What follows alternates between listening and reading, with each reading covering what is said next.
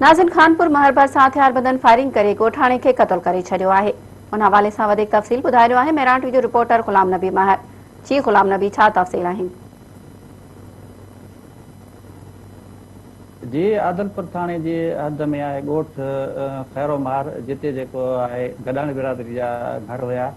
उते जेको आहे राति हथियारबंदनि जेको आहे घर में घिरी निंड में सुतल आहे 45 वरनि जो उमर गॾाणी, जंहिंखे क्लाशनकॉफ जा बस स्टैंड जेको आहे खॾे ते क़तल कयो, जंहिं बाद जवाबदार फरार थी विया। ऐं पुलिस जेको आहे आदलपुर पुलिस जेको आहे इन लाश खे जेको आहे उमर गॾाणी जी लाश खे जेको आहे उतां खणाए सिविल अस्पताल घोटकी नियो आहे, जिते पोस्टमार्टम जो थिए पियो। ऐं जॾहिं तंहिंजे जेके वाक़ई बारे में पुलिस जो चवणु आहे त जेको आहे मलिक बिरादरी ऐं गॾाणी बिरादरी विच में तकरार कुझु वक़्तु खां हलंदड़ हुयो, जंहिं सबबु इहो थियो आहे।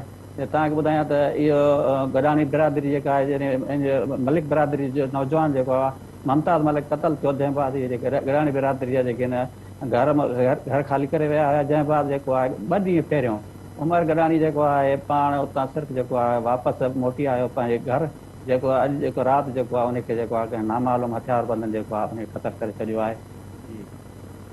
ठीकु आहे ग़ुलाम नबी, अपडेट करण लाइ अव्हां जी महिरबानी।